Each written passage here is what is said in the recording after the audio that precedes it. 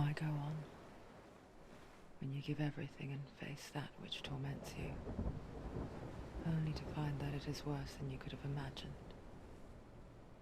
Why go on? Is it really so weak to ask this? Or are we just so afraid of the honest answer that we do not dare pose the question? Sometimes the answer lies in a memory, a feeling, a song.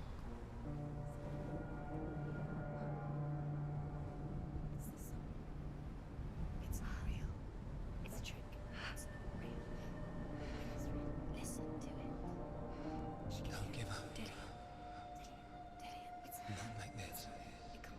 It's not real. It is real. It's a trick. Don't trust it. Maybe you're already dead. Who are you? Do you still believe in yourself? No, it's Enough. It's a trick. She knows it's him. It's a trick. He's already dead. You know it's him. He can't be here. It's impossible.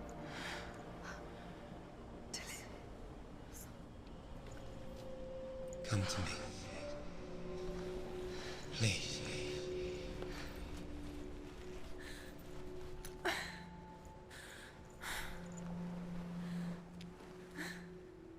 The light. Go towards the light. It's him. There he is. It can't be him. It's just a trick. It's in your mind. No, he's here. It's in your mind. It's real. It's happening. Go towards it.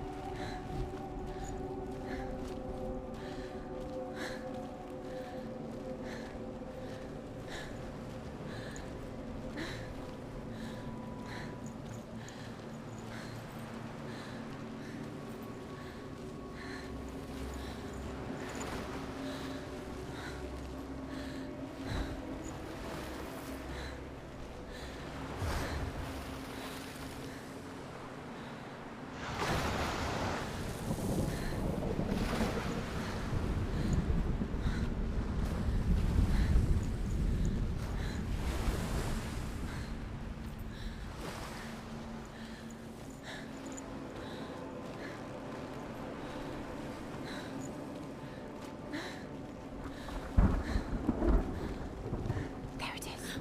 You're imagining this. It's Dillian. He's gone. You were too slow. How could you? Keep going. How could you? Keep going.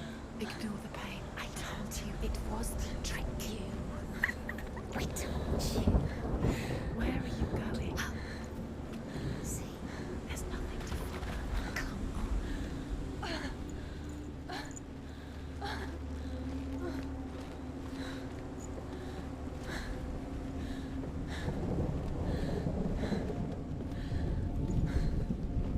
Before she first met him, she was not in a good place.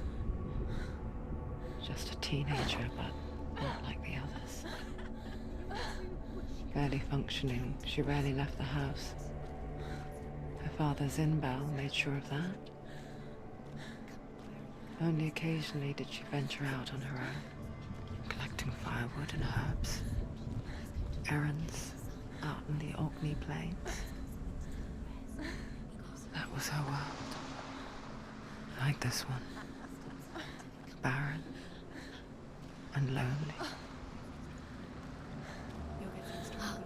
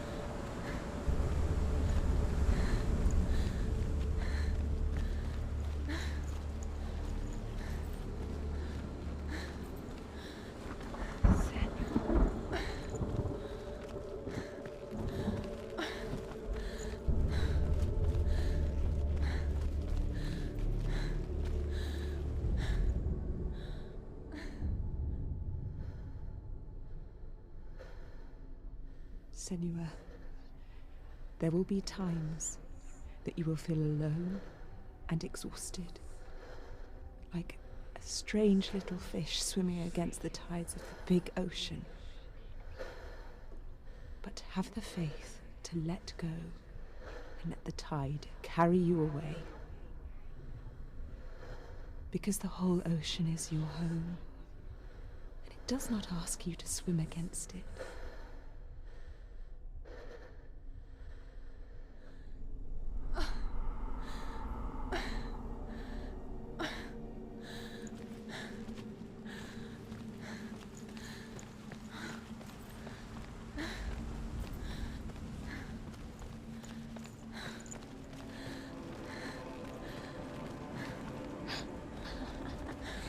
Already disappeared. Nothing lives here, not even you. It's in your mind. You think you can see it, but it's in your mind.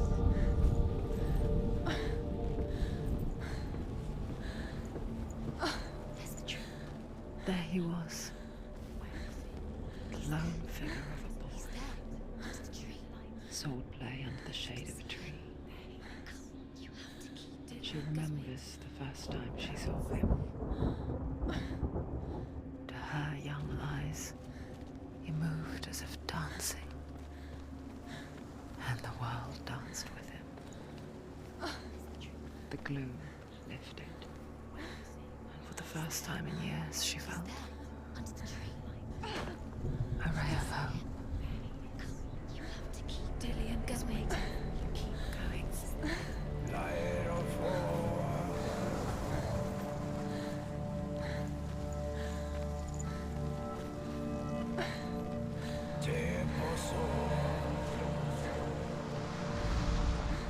The Northmen tell of a great hero. His name is Sigmund. His father's hall was built around a great tree, and one day, Odin comes and thrusts a sword into the tree, a gift to whomever can release it. Many try, but the sword only comes out at Sigmund's touch. His brother-in-law, King Siggeir, wants it, but Sigmund refuses him, so King Siggeir plots revenge. He invites Sigmund and his brothers to a feast, but when they arrive, they are met with an army, not a warm welcome. King Siggeir captures Sigmund and his brothers, steals his coveted sword, and readies them for execution.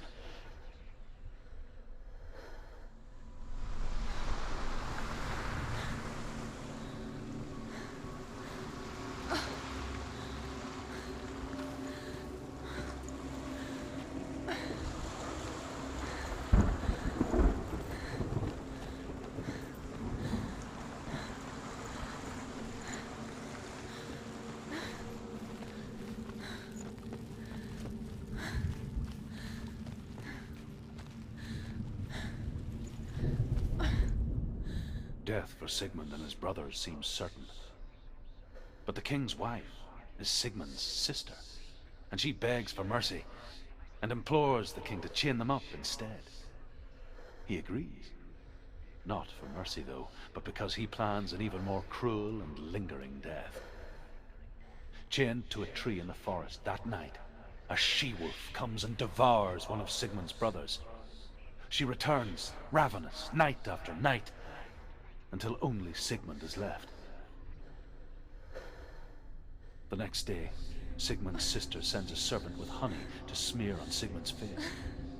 But to what end? Well, that night, when the she-wolf appears again, you'll never guess what happens.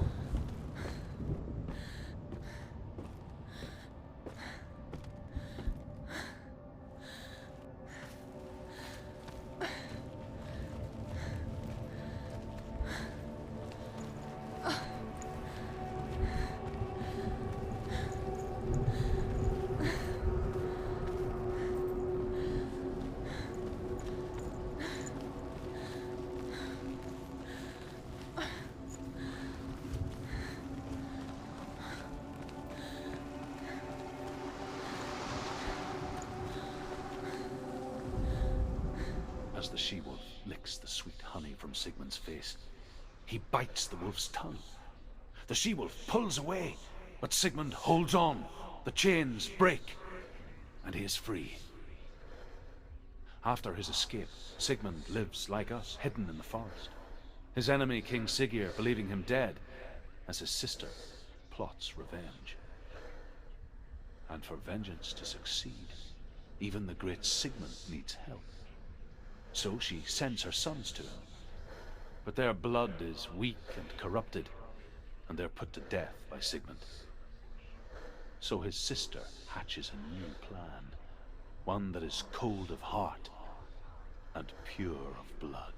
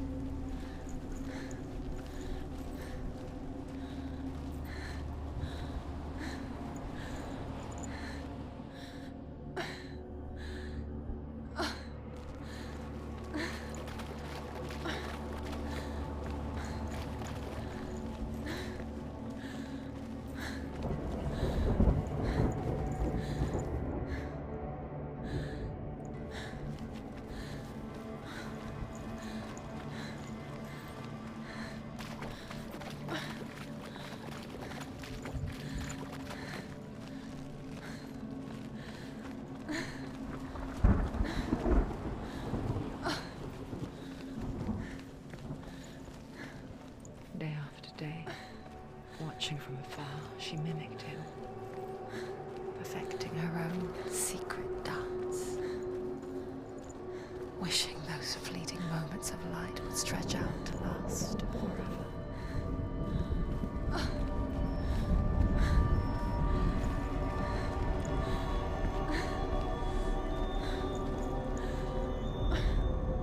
Sigmund's sister trades shapes with a sorceress, and in disguise, she lies with her own brother. She gives birth to a son named Sinfjotli. After a time, she sends him to the forest to Sigmund. He tests the boy and finds him strong and fearless, and so they go to take their vengeance on King Siggeir. But luck is not on their side. They're captured, and Siggeir has them buried alive.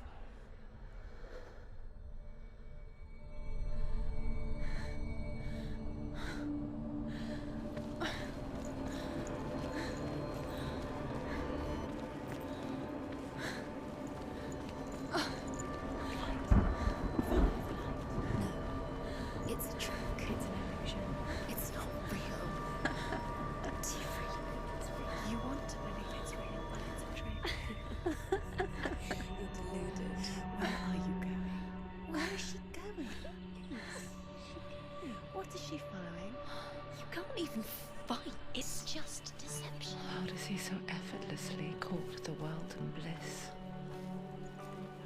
If only she could do the same. See the world through eyes anew and dance with it, just like he does.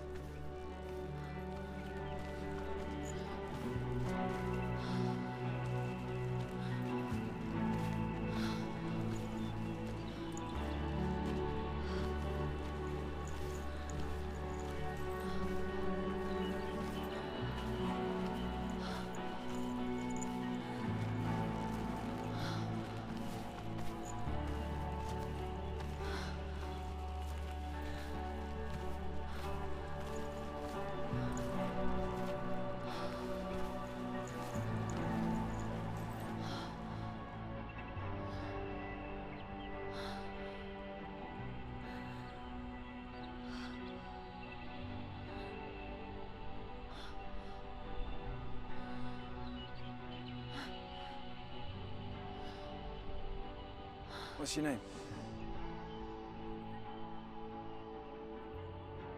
Senua. I haven't seen you before. I'm not I don't leave home much. Oh, Zeno's daughter. I have to go. Wait. Who taught you to fight like that? No one. No one. Well, I watched you, and You learned all of that from watching me? You should become a warrior, you know. me? I'm Dillian. I'm here for the warrior trials. Just come and watch. And bring your sword. You can't put it into words. That moment when you look into the eyes of the one who's supposed to reassure you, make you feel safe. It only takes an instant. Fear swallows you before you have a chance to make sense of it. And darkness becomes a part of who you are.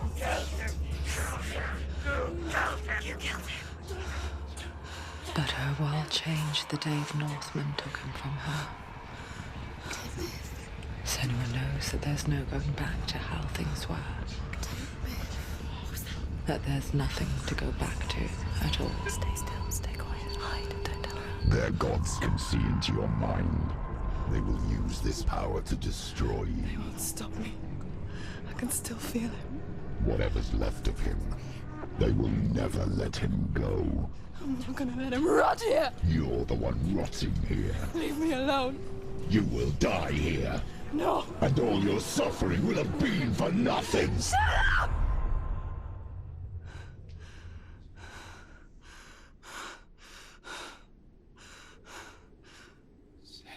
Dillian? Is that you?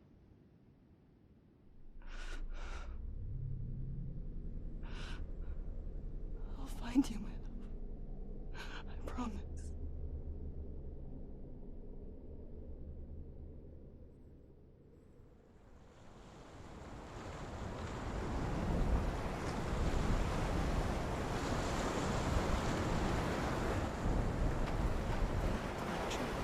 Can you see him? You want to believe it. Is he real? Is he there? You're alone in these mountains. Is that Dillian? Nothing lives here. You won't survive. You met him by the tree. She met him by the tree. Maybe it's a sign, the tree. What's he trying to tell you? He's waiting for you by the tree.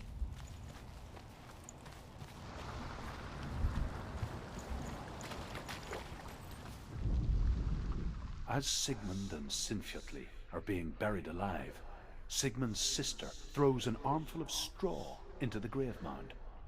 Hidden in the straw is Sigmund's sword, the gift of Odin. They cut their way out of the grave mound and set fire to Siggeir's hall.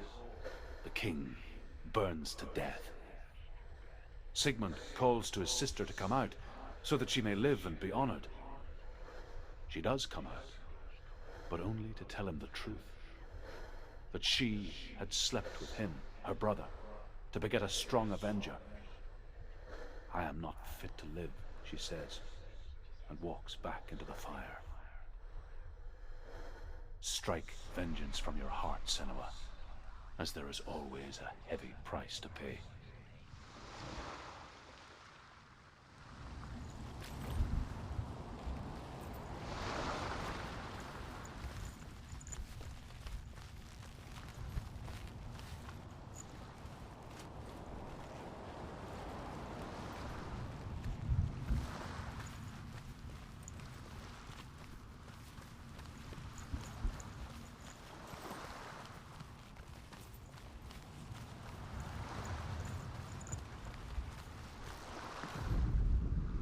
And here is the end of Sigmund's story. He was a fierce and great warrior who fought many battles. But one day, an old man came onto the battlefield. Although shadowed by a hood, Sigmund saw that he only had one eye. The man raised his spear, and Sigmund struck at it with his sword, but the sword shattered into pieces. Sigmund then knew that this was Odin, and thus that victory could not be his. He bowed his head and accepted his end. Dying He tells his wife that she is with child, and that her son will one day make a great weapon out of the fragments of his sword. The sword named Gram.